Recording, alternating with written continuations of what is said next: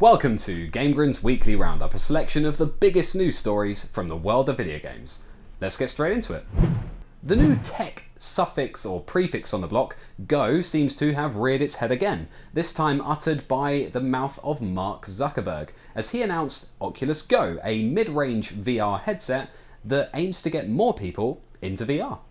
Oculus Connect 4 in San Jose, California, the flagship event for all things VR, had Mark Zuckerberg announce that he wants 1 billion people to own VR headsets. After Facebook bought the then startup Oculus in 2014, the VR market has had a steady rise in adopters, but is yet to really hit the mass market. Zuckerberg hopes to tackle a big drawback for VR purchases, the high-end consumer costs, with the announcement of Oculus Go, an all-in-one VR headset that sits in the middle of the market between cheaper headsets like Google Cardboard or Gear VR, and the high-end headsets like HTC Vive and Oculus Rift, with the Go retailing at a price of around $199. Alongside Oculus Go's reveal was a price cut for the Rift, down to $399, including the touch controllers that at launch were $199 by themselves. This is the second price cut in just over 18 months and shows real intent for that mass market penetration.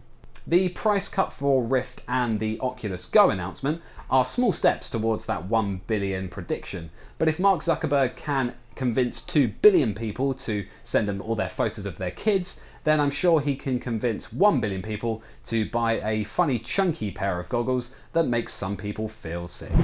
After a hugely successful launch and one of those really tricky tutorial levels, Cuphead, the 1930s side-scrolling shooter, has managed to sell 1 million copies on both Xbox One and PC.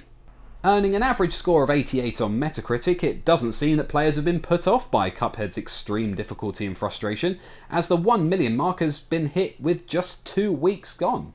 Studio MDHR, the developers behind the game, thanked all the fans of the title and said, "We could never have dreamed of the reception we've received from our amazing fans." The co-op success is down to the grueling work of the game's 2 main developers, Chad and Jared Meldenhauer. Ruddy good job, folks. You've really made hundreds of thousands of people marvel at your work from across the world. We really can't wait to see what's next. Speaking of numbers, Studio MDHR aren't the only ones that are celebrating big ones this week, with Epic Games' Fortnite Battle Royale managed to reach the 10 million player mark after just 2 weeks as well. Epic were keen to compare their colossal player stats with some odd choices in other statistics shown in the infographic on screen. The huge player count means that if the potential lawsuit from Bluehole, developers of PlayerUnknown's Battlegrounds, that shares many of the Fortnite Battle Royale's traits, gets resolved, then there's clearly a huge interest for Epic to go on developing the game further.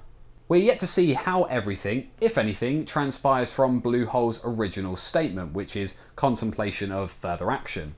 For now, Fortnite Battle Royale players can enjoy playing their game and causing as much carnage as possible until someone tells them otherwise.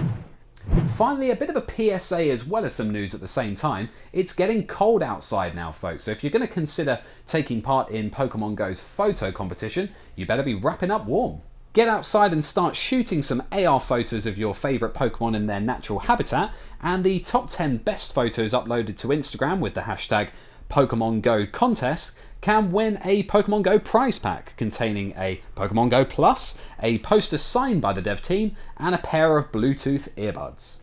The competition is running until the 25th of October, and entrants just have to be in the country where the game is officially released. So if you're going to be going out there and snapping them all, you better do so before it's too late. And that's the news. Head over to GameGrin.com where you can check out the trending articles of the week. There's a pretty hot debate brewing on our site at the moment, which is discussing whether loot boxes should be considered gambling by law in the UK. Definitely worth checking that one out. And also, Thomas Hughes has previewed Assassin's Creed Origins, which was at EGX this year. Don't forget to follow GameGrin on social media to never miss a beat. Show us your thumbs, either up or down, to tell us what you think. I've been TGK for GameGrin.com, and I'll see you next time with all the latest video gaming news. Ta-ra for now.